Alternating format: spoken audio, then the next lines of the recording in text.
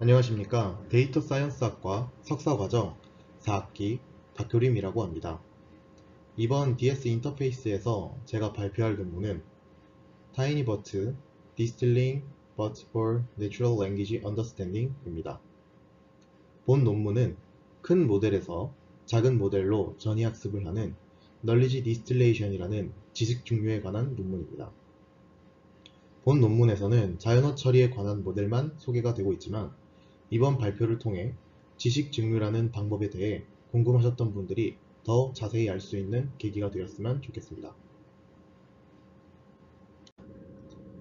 콘텐츠는 본 논문의 과정을 그대로 따라가도록 하겠습니다.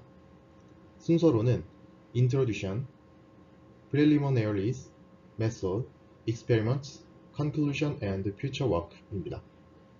그럼 시작하도록 하겠습니다. 모델 경량화란 기존 모델의 정확도를 유지하면서 심층 모델의 추론 속도를 올리고 모델의 크기를 줄이기 위한 방법입니다.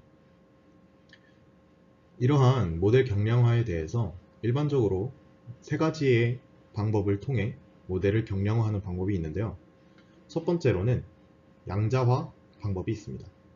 양자화 방법이란 실수형 변수를 정수형 변수로 변환하는 과정을 뜻합니다. 그리고 두 번째로 가중치 가지치기라는 방법이 있습니다. 가중치 가지치기란 중요도가 낮은 웨이트의 연결을 제거하여 모델의 파라미터를 줄이는 방법을 뜻합니다. 그리고 세 번째로는 본 논문에 사용되는 방법인 Knowledge Distillation이라는 방법이 있습니다. 본 방법은 제가 이제 뒤로 가면서 차근차근히 설명을 해드리도록 하겠습니다. 본 논문에서 제시하는 타이니버트의 교살 모델로 사용되는 버트에 내장된 지식을 세련 증류 방법으로 증류를 하는 방법을 제안했습니다. 첫 번째로는 인베딩 레이어의 출력을 사용하여 증류를 하는 방법입니다. 두 번째로는 트랜스포머의 레이어에서 파생된 히든 스테이트 또는 어텐션 매트릭스를 통해서 증류를 하는 방법이 있습니다. 그리고 세 번째로는 지식 증류에서 기본적으로 사용되는 프레딕션 레이어에 통한 로짓을 통해 증류를 하는 방법 총 세 가지를 통해서 타이니버트는 지식 증류를 했다라고 생각하시면 되겠습니다. 여기에서 어텐션 매트릭스 방법을 사용하는 이유는 교사로 사용되는 버트에서 학습한 어텐션 웨이트가 상당한 언어 지식을 포함하고 있기 때문에 이것을 사용을 해서 지식 증류를 시도했다라고 보시면 될 것 같습니다. 본 논문에서는 일반 증류와 작업별 증류를 포함하는 2단계 학습 프레임워크를 제안합니다.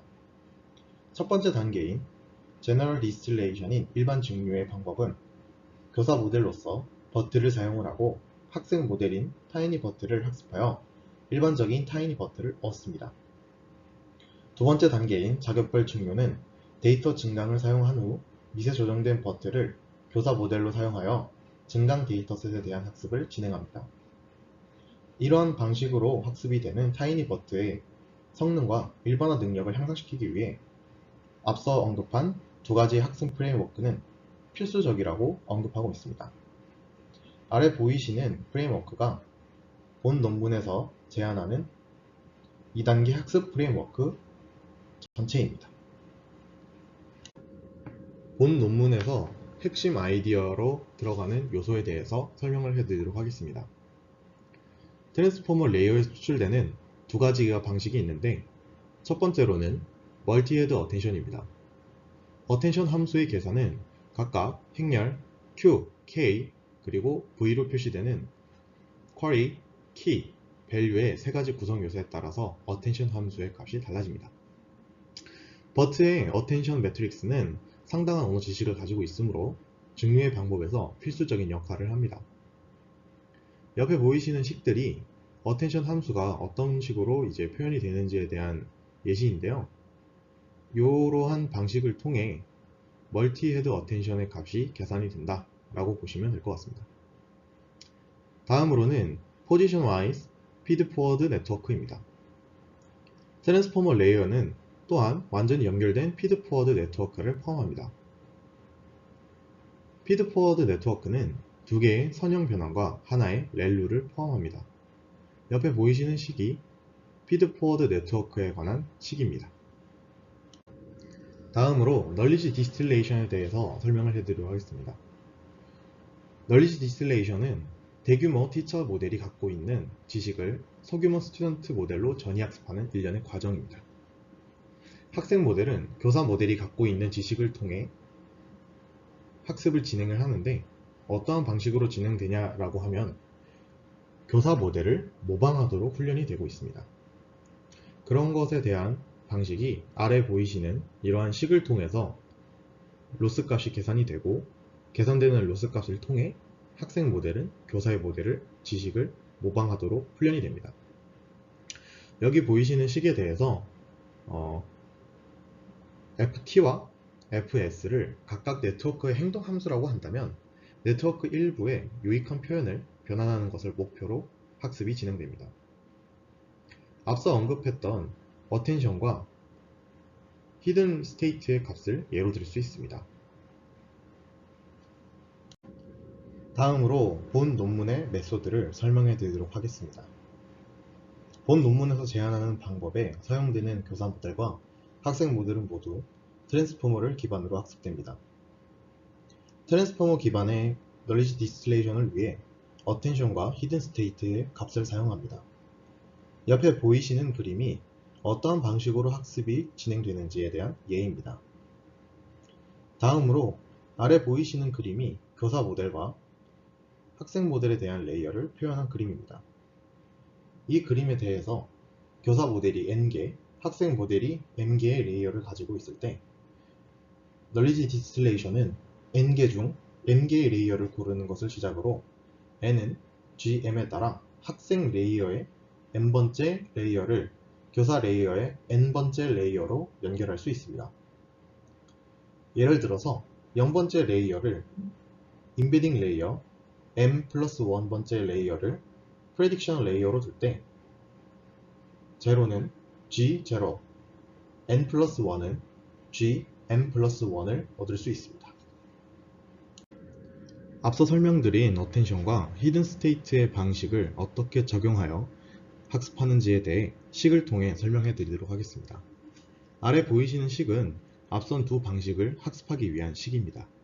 식의 L 레이어는 해당 모델 레이어에 대한 로스 값입니다. FM으로 표현되는 것은 n번째, 즉 학생 레이어에 대한 행동 함수입니다. 람다로 표시되는 것은 n번째 레이어의 중요도에 대한 가중치입니다. 이러한 것들을 다 합쳐서 모델의 로스 함수로서 정의를 합니다. 앞서 설명드린 방법에 대해 더 자세히 설명해 드리도록 하겠습니다. 두 방식에 대해 각각 진행을 하여 값을 얻습니다. 어떻게 얻느냐? 학생 모델은 멀티헤드 어텐션의 결과에 대해 어텐션 행렬을 모방하도록 학습이 됩니다. 보이시는 식처럼 학습이 진행이 되는데 사용되는 로스 펑션으로는 MSE를 사용하여 로스 값을 구합니다. 마찬가지로 히든 스테이트에 대한 값도 MSE를 통한 로스 값을 구합니다. 다음으로는 인베딩 레이어에 대한 지식 증류입니다. 히든 스테이트의 방식과 유사하게 인베딩 레이어에 대해서도 디스틸레이션을 진행을 합니다.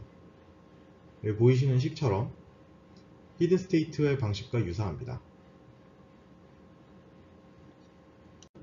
마지막으로 프레딕션 레이어에 대한 디스틸레이션입니다. 최종 레이어의 지식을 학생 모델의 크로스 엔트로피를 통하여 지식 증류를 진행합니다. 아래 보이시는 식이 지식 증류에 적용되는 식입니다. 여기에서 ZT 그리고 ZS는 각각 교사와 학생의 모델의 로짓 벡터입니다. 여기에서 T 값은 지식 증류에 사용이 되는 템퍼러처라는 개수로서 T가 1일 때 가장 잘 작동했다고 합니다.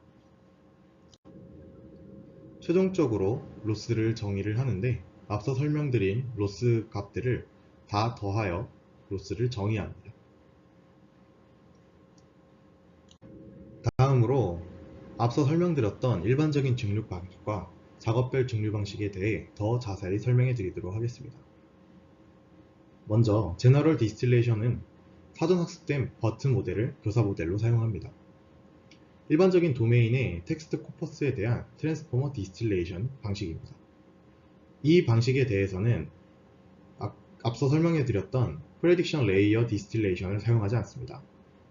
이 단계에서는 의미 있는 성능 향상을 가져오지 않았다고 언급을 함으로써 이 방식을 사용하지 않았다라고 하고 있습니다. 이 방식의 목적은 타이니버트가 버트의 중간 레이어를 미리 학습하도록 하는 것입니다. 작업별 증류 방법에 대해 설명해 드리도록 하겠습니다. 이 방식은 두 가지의 방식으로 진행이 됩니다. 먼저 데이터 증강입니다. 사전 학습된 버트와 글로브 워드 임베딩을 사용하여 토큰 단위의 대체를 통해 데이터 증강을 사용합니다. 여기에서 사용되는 방식은 단어를 교체시키는 replace 방식을 사용합니다. 다음으로 Task Specific Distillation입니다. 이 방식은 General Distillation을 통해 얻은 TinyBut 제너럴을 시작으로 Task Specific한 Distillation을 진행, 일반적인 지식을 어느 정도 얻은 타이니 모델이 파인 튜닝을 통해 작은 사이즈로도 기존의 버트에 근접한 성능을 내게 합니다. 옆에 보이시는 알고리즘이 이 방식이 어떠한 방식으로 진행되는지에 대한 알고리즘입니다. 다음으로 실험 결과에 대해 말씀드리겠습니다. 보이시는 표를 보시면 버트를 교사 모델로 사용하여 레이어를 4개 가지는 모델들과 레이어를 6개 가지는 모델들에 대한 비교입니다. 결과를 보시면 타이니버트가 레이어 6개일 때 다른 모델들에 비해 높은 성능을 보여주고 있습니다. 다음으로 본 논문에서 제시하는 방법을 사용하지 않았을 때 나오는 결과에 대해 말씀드리겠습니다. 위의 표의 결과를 보시면 제너럴 디스틸레이션을 진행하지 않았을 때는 큰 차이를 보이지 않지만 태스크 스페시픽 디스틸레이션을 진행하지 않았을 때와 데이터 어그멘테이션을 진행하지 않았을 때 큰 차이로 성능이 저하되는 것을 볼 수 있습니다. 다음으로 세부 임베딩 방법을 적용하지 않았을 때를 보시겠습니다. 결과를 보시면 트랜스포머 레이어의 아웃풋을 사용하지 않고 진행했을 때 성능이 크게 하락되는 것을 볼 수 있습니다. 다음으로 앞서 언급했던 매핑 함수의 n은 gm에 대해 타이니버트의 학습에 미치는 결과입니다. 본 논문에서 제시하는 방식을 사용한 것과 탑 스트레이티지, 바텀 스트레이티지 방식으로 진행하는 것에 대해 본 논문에서 제시하는 방식이 제일 나은 결과를 보여주고 있습니다. 결론입니다. 본 논문에서는 트랜스포머 기반의 증류를 위한 새로운 방식을 소개합니다. 타이니버트를 활용하기 위한 2단계 프레임워크를 제안하였고 티처 모델의 96.8% 이상의 성능을 보여줌으로써 기존의 방식들보다 파라미터가 28%, 추론 시간은 31%를 보여줌으로써 적은 파라미터를 통해 매우 빠른 속도로 학습이 진행됨을 보여주었습니다. 그리고 본 논문의 저자는 기존에 사용한 티처 모델보다 큰 모델을 사용하여 타이니버트를 더욱 효과적으로 학습할 수 있는 방식을 연구한다고 합니다. 추가적으로 양자화 또는 제거를 통해 더욱 압축시키는 방법이 연구의 새로운 방향이 될 것이라고 언급했습니다. 이상으로 발표를 마치겠습니다. 감사합니다.